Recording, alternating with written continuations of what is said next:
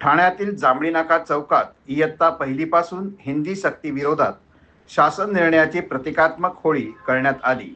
यामध्ये शिवसेना नेते माजी खासदार राजन विचारे, मनसेचे ठाणे शहर अध्यक्ष रवींद्र मोरे, राष्ट्रवादी काँग्रेस शरद पवार पक्षाचे ठाणे शहर जिल्हाध्यक्ष सुहास देसाई, त्याचबरोबर ठाणे जिल्हा कार्याध्यक्ष प्रकाश पाटील, शिवसेना ठाणे जिल्हा महिला आघाडी रेखा खोपकर, ठाणे जिल्हा महिला कार्याध्यक्ष साबिया मेमन आदींसह शिवसेना उद्धव बाळासाहेब ठाकरे, राष्ट्रवादी काँग्रेस शरद पवार, महाराष्ट्र नवनिर्माण सेना आणि काँग्रेस पक्षाचे पदाधिकारी कार्यकर्ते या आंदोलनात मोठ्या संख्येने उपस्थित राहून मराठी आमच्या हक्काची, नाही कोणाच्या बापाची, रद्द करा, हिंदीची सक्ती कायदा रद्द करा अशा अनेक सरकारच्या विरोधात घोषणाबाजी करण्यात आली।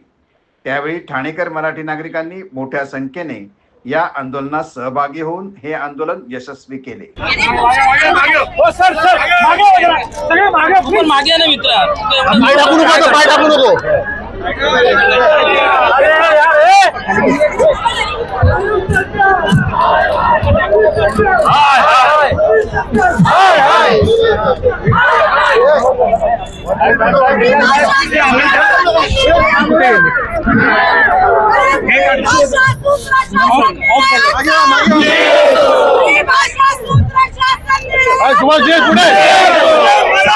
निर्णय रद्द करो, नाहीतर खुर्च्या खाली करा। शासन निर्णय रद्द करो, नाहीतर खुर्च्या खाली करा। शासन निर्णय रद्द करो, नाहीतर खुर्च्या खाली करा। शासन निर्णय रद्द करो, नाहीतर खुर्च्या खाली करा। खुर्च्या खाली करा, शासन निर्णय रद्द करो। काय सांगाल, आज आपण जीआरची होळी केली आहे? मला वाटतं आज संपूर्ण महाराष्ट्रामध्ये मराठी द्वेष्ट या सर्व मंडळीने, या सरकारने आज कशा पद्धतीने मराठीची गळचेपी गेले कित्येक वर्षापासून चालू आहे। आणि तुम्ही बघितलं असेल की या ठिकाणी हिंदी सक्तीची मागणी कुणी केली होती हे तर आम्हाला पहिलं कळू द्या। म्हणजे हिंदी सक्तीची मागणी जी आहे या युती सरकारने केली होती, या मुख्यमंत्र्यांनी केली होती, या उपमुख्यमंत्र्यांनी केली होती। आणि ही सक्ती आज या महाराष्ट्रामध्ये लादण्याचं काम त्यांच्या माध्यमातून होत आहे। आज संपूर्ण मराठी माणूस, सर्व पक्षातले मराठी माणूस या ठिकाणी एकत्र झालेला आहे। या ठिकाणी मनसे आहे, त्यानंतर राष्ट्रवादी आहे, काँग्रेस आहे, सर्व पक्षाचे कार्यकर्ते आणि सर्व मराठी प्रेमी नागरिक एवढ्या मोठ्या संख्येने या ठिकाणी उपस्थित राहिल्याबद्दल मी त्यांना धन्यवाद देतो। आणि अशीच एकजूट या ठिकाणी आपण राहावी, इथे कुठलंही राजकारण न आणता या मराठी अस्मितेसाठी हा जो लढा आपण देतोय तो मला वाटतं सर्वांनी एकत्र लढावा, नक्कीच त्याच्यामध्ये आपला विजय होईल। आज मी परत एकदा या निमित्ताने सांगू इच्छितो की तुम्ही बघितलं असेल की हिंदी सक्तीची मागणी कोणाची आहे, कुठल्या हिंदी भाषिकाची आहे, ते आज जबरदस्तीने या ठिकाणी आज लादली जाते। आणि तुम्ही बघितलं असेल 1955 साली सुद्धा त्या ठिकाणी अशीच सक्ती त्या ठिकाणी केली होती आणि त्यावेळी सुद्धा मराठी जनता त्या ठिकाणी एकत्र होऊन त्याला मुंहतोड असा जवाब दिला होता। आणि असं असताना आज तुम्ही बघितलं असेल या महाराष्ट्रामध्ये महिलांवरती अत्याचार होत आहेत, आज या संपूर्ण याच्यामध्ये गुंडगिरी या ठिकाणी चालू आहे। आज तुम्ही बघितलं असेल दिवसा ढवळ्या खून होत आहेत। आणि आज बघितलं असेल इकडचे उद्योगधंदे, आज तरुण पिढी बर्बाद त्या ठिकाणी करण्याचं काम हे सरकारच्या माध्यमातून होत आहे। आज सर्व उद्योगधंदे गुजरातला चाललेले आहेत आणि असे कित्येक असे प्रश्न आहेत। सुप्रीम कोर्टाने सुद्धा या ठाण्यामध्ये 3000 कोटीचा घोटाळा या सुप्रीम कोर्टाने काढला। जनतेचा आवाज त्या ठिकाणी दिला, जनतेने सुद्धा त्या ठिकाणी, लोकप्रतिनिधी सुद्धा मागणी केली होती, विधान परिषदेमध्ये सुद्धा त्या ठिकाणी मागणी झाली होती आणि तरी सुद्धा त्या ठिकाणी न्याय मिळाला नाही। पण सुप्रीम कोर्टाचे जे चीफ जस्टिस आहेत त्यांनी हा घोटाळा काढल्यानंतर त्या ठिकाणी शेपूट घालून त्या ठिकाणी परत तो हे मागे घेतला। परंतु या 3000 कोटीचा जो घोटाळा झाला त्याचं काय? आज प्रत्येक ठिकाणी, आज सुद्धा या ठाण्यामध्ये त्या ठिकाणी पक्षातल्या दुसऱ्या पक्षातली लोक घेऊन त्या ठिकाणी फोडण्याचे, पैशाचा आमिष दाखवून त्या ठिकाणी फोडण्याचा कार्यक्रम आज ठाण्यामध्ये चालू आहे। इकडे मराठी माणूस रस्त्यावर एकत्र झालेला आहे आणि त्या ठिकाणी दुसऱ्या पक्षातले फोडून त्या ठिकाणी प्रवेश करण्याचं काम चालू आहे। म्हणजे आज तुम्ही बघितलं असेल या लोकांना काही मराठीचं देणं घेणं नाही। आणि जाणून बुजून त्या ठिकाणी तुम्ही बघितलं असेल हिंदू मुस्लिम करण्याचा प्रयत्न केला, परंतु तो सुद्धा काही झाला नाही। मग आता मराठी आणि हिंदू म्हणजे मराठी आणि हिंदी या ठिकाणी दोघांना आपापसात भिडवण्याचं काम या ठिकाणी करतायत। आम्हाला या हिंदी सक्तीचे करण्याबद्दल एकच हे आहे की तुम्ही जे 5वी पासून चालू आहे ते त्या ठिकाणी चालू राहावं अशी मागणी या ठिकाणी केलेली आहे आणि ती या सरकारला मान्य करावं लागेल, नाहीतर आम्ही या लोकांना फिरून देणार नाही।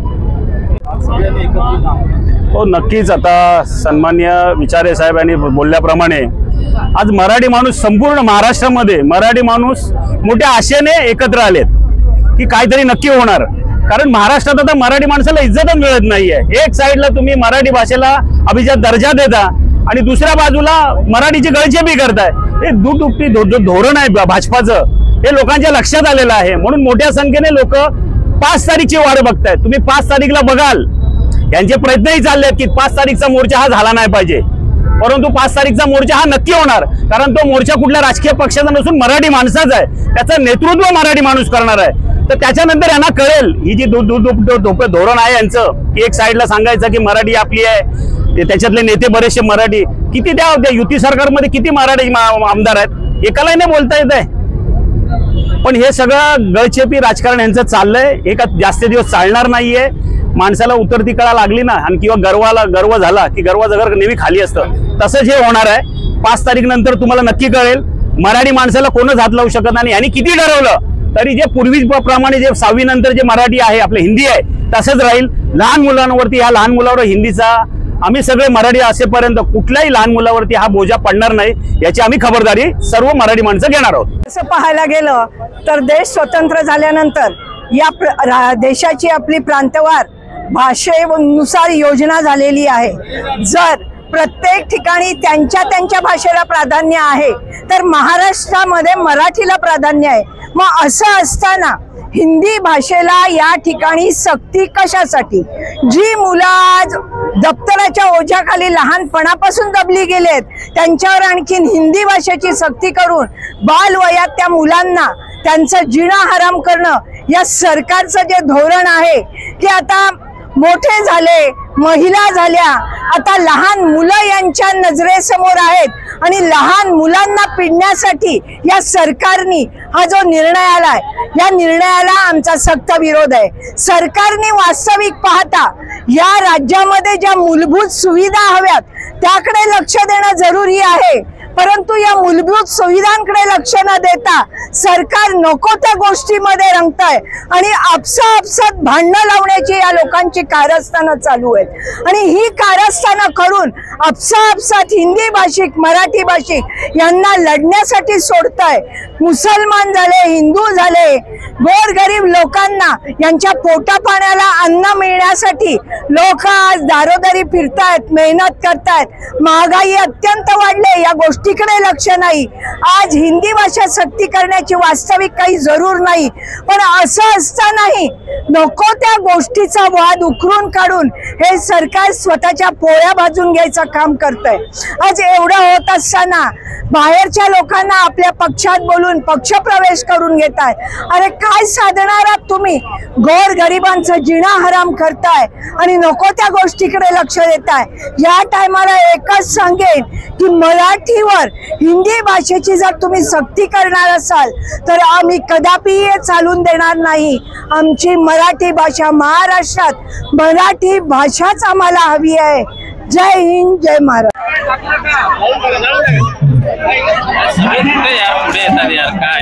सगळ्यांनी मागे हो ना, हो मागे सगळे मागे ना मित्र, पाय टाकू नको।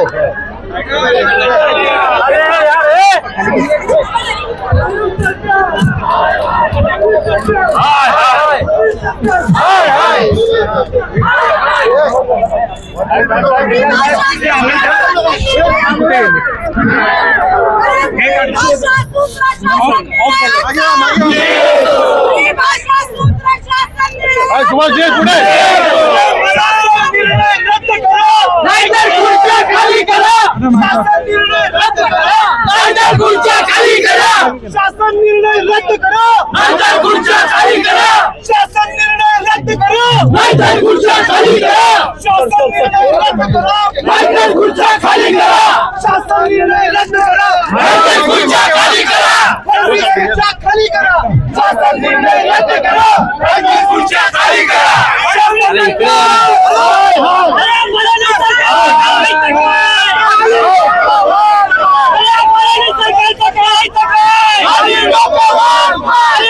सरकारचं करायचं काय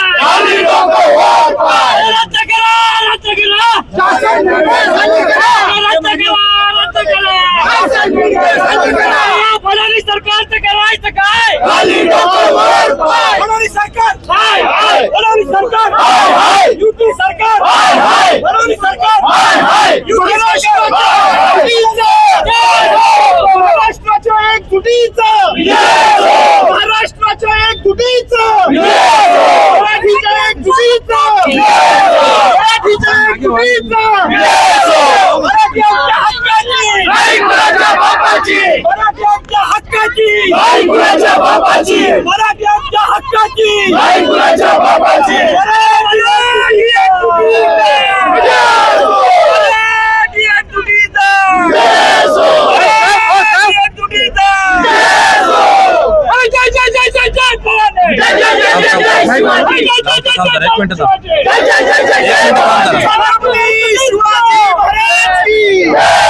छत्रपती शिवाजी महाराज की छत्रपती शिवाजी महाराज की